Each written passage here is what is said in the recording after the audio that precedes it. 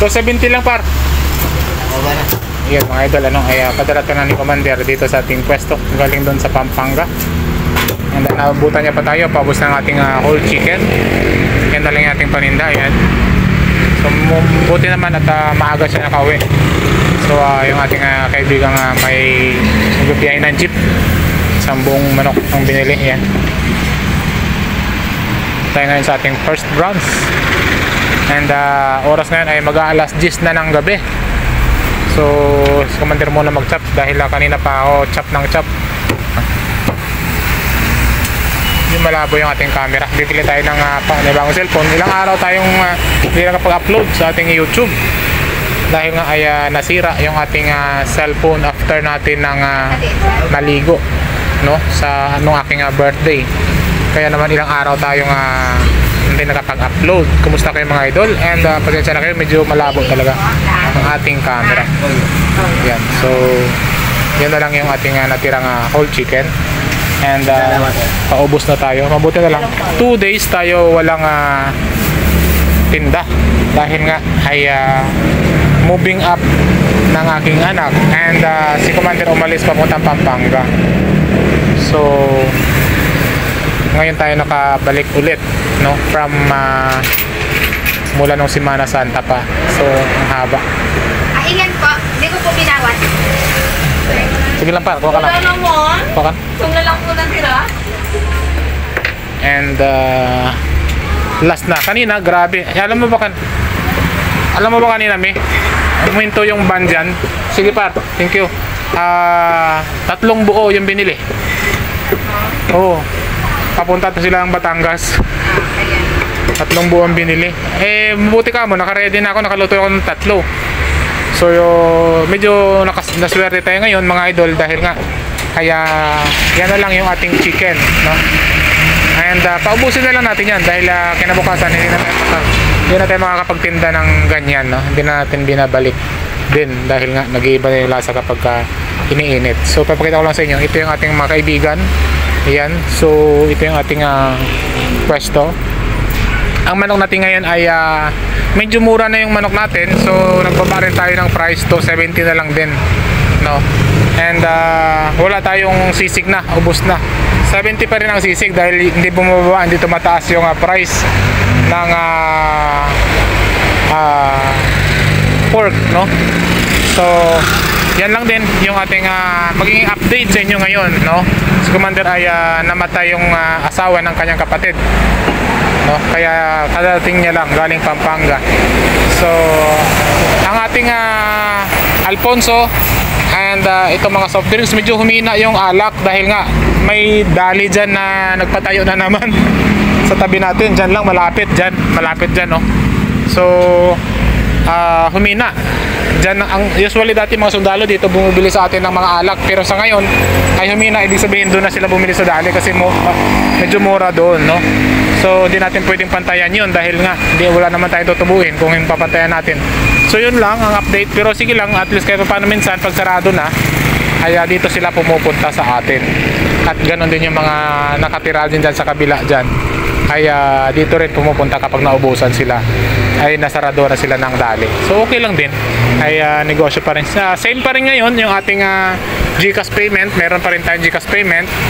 And yung ating breast and wings hindi tayo nagbaba dahil medyo malaki yung ating breast and wings. 80 pa rin to 65 pa rin yung ating legs, no? So yun lang ang ating update dito sa Mang Dogs Fried Chicken. Si Commander yan mag-ayos ng ating lagay ng manok. And pasok tayo dito sa loob, papakita ko sa inyo yung ating natirang manok, no? Ito na lang whole chicken, nag-iisa na lang. And ito yung ating pinahabol na to kasi nga akala ko matagal pa siyang dumating kaya nagpahabol ako, no? So dapat nga kanina pa tayo uwi, kaso ay sabi ko baka ma-traffic siya, pero maya maya nandito na. Kaya naman ay sana makauwi na tayo, pero sana maubos na rin to kasi medyo gabi na, nasa alas 10 na rin. So kaya pa yan ubusin hanggang 11 kung aantayin natin kasi kailangan natin ipaubos. So yun lang ang update dito sa ating pwesto, Mang Doc's Fried Chicken First Branch. Sarap na binabalik-balikan. Pasensya na kayo, ay medyo matagal tayo bago magkapag-update sa ating YouTube channel dahil nga ay ang ating cellphone hindi na ganun kaganda dahil nasira nung tayo ay nag-swimming, no? So hindi ka tayo nakapag-vlog ng maayos doon, pero may na-update ako na vlog. Kaso sa una lang yun, hindi yung nagkapaligo na kami. Pagpasok lang yung ating na-update dahil nga ay buong 2 araw tayo doon ay overnight ay nasira yung ating cellphone. So yun lang. At maraming salamat dito sa ating pwesto pa din, no? Sa ating Mang Doc's Fried Chicken habang tayo ay nagre-pack ng gravy. Ayan. Para bukas na naman yan mga idol. Ayan. So ito yung ating gravy. So yung suka marami na. So gravy na lang yung ating tawag dito tinatapos na maripak para bukas ready na rin. Pati yung toyo kasi ang ating sauce ay toyo, kalamansi, sili, gravy and suka. So mamimili na lang sila kung ano yung gusto nila. And si Commander ayan pagod dyan pero naggagawa pa rin ng lagay ng manok. Ganon talaga ang isang negosyante mga idol. At siyempre papakita din ako. Yan. Sana all. So kanina hindi tayo kapag-vlog dahil nga ay maingay, medyo maraming sasakyan na dumadaan. Pero sa ngayon ay nakapag-vlog tayo dahil nga nandito sa Commander Chop. So yun ang simula ng ating vlog para makapagsalita tayo. And wala na rin gaanong sasakyan na dumadaan, medyo tahimik na rin. Tsaka dito, kunti na lang din ang tao sa 7-Eleven. Yan. So medyo kunti na lang yung dumadaan mga sasakyan, kaya pagkakataon natin na mag-vlog, no, para update sa inyo sa ating pwesto. Ganun pa rin tayo dito, wala pagbabago. And yung sa kabila, no, nandun yung tao natin, no, kasi nga si Commander ay umalis, dapat may kasama tayo dito, pero ay kaya naman natin mag-isa. Sabi ko nga, nagsimula tayo dito na mag-isa. And siyempre pag wala tayong tao ay kaya natin, no. Ganun talaga ang negosyo. Kapag wala kang tao, dapat kaya mo. Hindi pwede yung may negosyo ka na hindi mo kaya.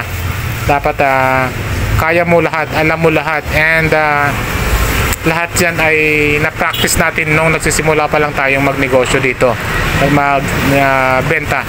At dumami yung ating customer, and dumami na rin yung ating product na binebenta na rin, no. Medyo pagod lang sa pag-aayos ng manok, lalong leeg, hindi basta-basta yung leeg dahil nga kaya iniisa-isa natin, tapos maagos pa yung tubig. So kailangan malinis yung leeg dahil ang leeg kasi ay minsan may mga bituka pa yan, no. So kailangan isa-isahin yan. Yung whole chicken natin malinis naman na talaga yan. Yung whole dressed chicken natin na pinideliver sa atin, madali lang linisin. And siyempre yung chicken skin update, 2 weeks na tayo walang chicken skin. Marami kanina may marami kanina na hahanap ng chicken skin. Sabi ko walang deliver talaga. At no stock, walang stock talaga. Kaya wala tayong magagawa kundi naghanap tayo ng ibang supplier, pero maraming supplier pero mataas ang price nila. So hindi natin mabibenta ng 20 yung isang baso. Kaya naman tataasan natin yun na magiging 25. Hindi naman pwede yun, magrereklamo na yung mga customer natin. Pero unti-unti naman magkakaroon na tayo ng pagkakataon na makakuha tayo ng supply na naman ulit sa ating supplier. So yun lang, and God bless. Maraming salamat. Mabuhay tayong lahat. Ingat tayo palagi. Bye-bye.